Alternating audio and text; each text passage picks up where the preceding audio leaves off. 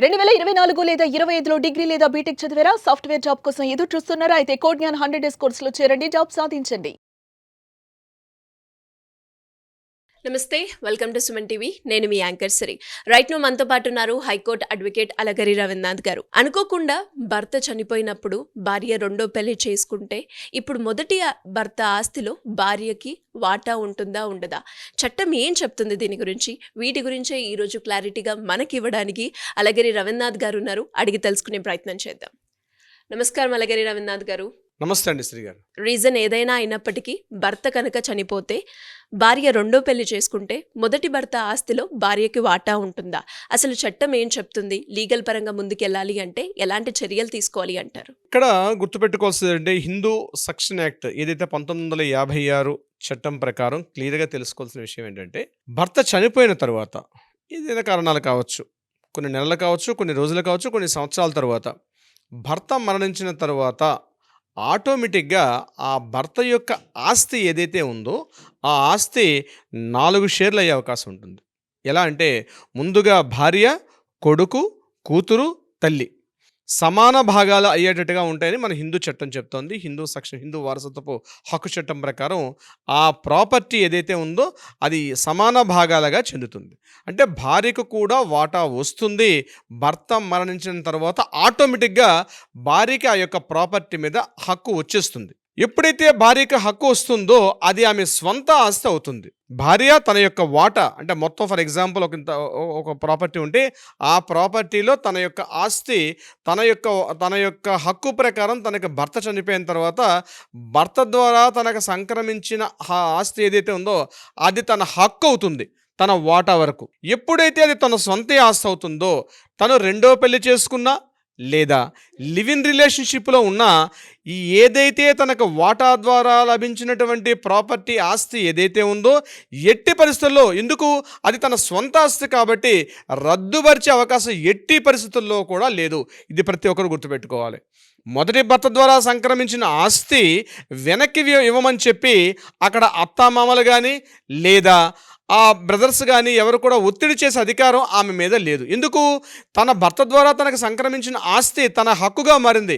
ఎప్పుడైతే భర్త మరణించాడో భర్త ద్వారా తనకు సంక్రమించిన ఆస్తి ఒక వాటా మాత్రం తన హక్కు అవుతోంది. సో ఉదాహరణకు ఒక 1000 గజాల స్థలం ఉంది. 1000 గజాల స్థలంలో తన తల్లి ఉంది, అదేవిధంగా కొడుకులు ఉన్నారు, కూతుర్లు ఉన్నారు. కూతుర్లు ఉన్న సందర్భంలో క్లాస్ 1 లీగల్ హెయిర్స్ అంటారు. ఇప్పుడు నేను చెప్పే ప్రక్రియని క్లాస్ 1 లీగల్ హెయిర్స్ ప్రకారం ముందుగా భార్య ఒక వాటా వస్తుంది, నెక్స్ట్ కొడుకు ఒక వాటా వస్తుంది, కూతురు మరొక వాటా వస్తుంది, తల్లి ఒక వాటా వస్తుంది. ఆ వాటా ప్రకారం 1000 గజాల స్థలంలో తన భార్య ఏదైతే ఉందో ఆ భార్యకి ఆటోమేటిక్గా ఒక 250 గజాల స్థలం, నేను ఎగ్జాంపుల్ చెప్తాను, అది ఆటోమేటిక్గా భార్యకి 250 గజాల స్థలం వాటా హక్కు వస్తుంది. అది ఆ వాటా ద్వారా వచ్చింది, అది తన స్వంత ఆస్తిగా పరిగణించబడుతుంది. తనకు వాటా ద్వారా వచ్చిన ప్రాపర్టీ ఏదైతే ఉంటుందో, అంటే తన స్వంతంగా వచ్చిన ఆస్తి, తను భర్త మరణించాడు కాబట్టి మళ్ళా తను రెండో పెళ్లి చేసుకుంది, లివ్ ఇన్ రిలేషన్షిప్లో ఉన్నప్పటికి కూడా ఎటువంటిదైనప్పటికీ కూడా తప్పనిసరిగా తనకు హక్కు ద్వారా సంక్రమించిన ఆస్తి తనదే తప్ప ఇవ్వమని చెప్పి ఆమె మీద ఎవరు కూడా ప్రెజర్ చేసే అవకాశం ఎట్టి పరిస్థితి లేదు. అది ఆమెకు సంబంధించిన ఆస్తే అవుతుంది. ఇది నెంబర్ 1 పాయింట్. అదేవిధంగా లివ్ ఇన్ రిలేషన్షిప్లో ఉండే పిల్లలు పుడితే వాళ్ళు కూడా దీనికి సంబంధించి ఆ వాటా హక్కుని ఆటోమేటిక్గా పొందే అవకాశం ఉంటుంది. తన రెండో భర్త ద్వారా పొందినటువంటి దాని మీద ఈ లివ్ ఇన్ రిలేషన్షిప్లో ఉన్న పిల్లకు కూడా రెండో భర్త ద్వారా ఉన్నటువంటి ఆస్తి మీద వీళ్ళకి పూర్తి హక్కులు కూడా సంక్రమిస్తాయి. దీని మీద సుప్రీంకోర్టు జడ్జిమెంట్లు కూడా క్లియర్గా చెప్పడం జరిగింది. కోకిలాబాయ్ వర్సెస్ జీవన్ లాల్, అదేవిధంగా రేవణ సిద్ధప్ప వర్సెస్ మల్లికార్జున్.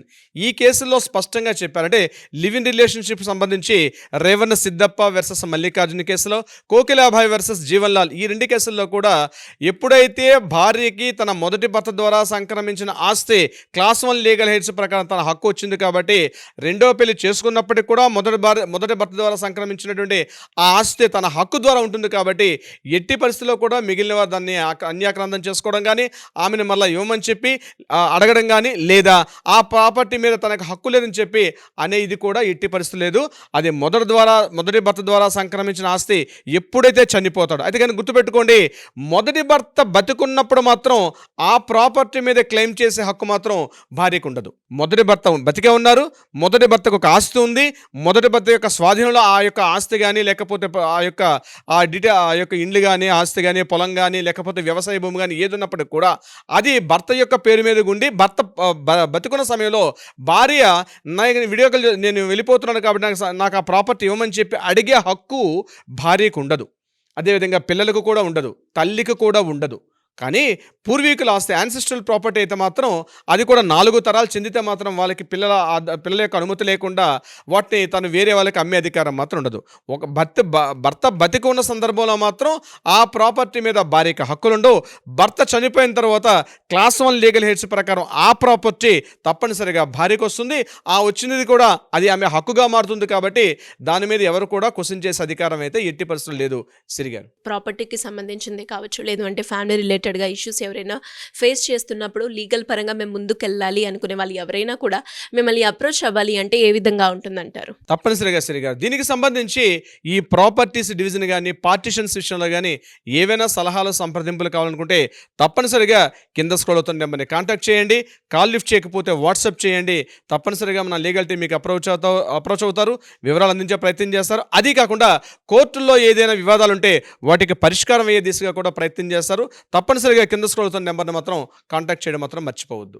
డెఫినెట్గా sir, thank you so much. Thank you so much Siri గారు. సుమన్ టీవీలో మీ పర్సనల్ అండ్ బిజినెస్ ప్రమోషన్స్ కోసం కింది నెంబర్కి కాంటాక్ట్ చేయండి.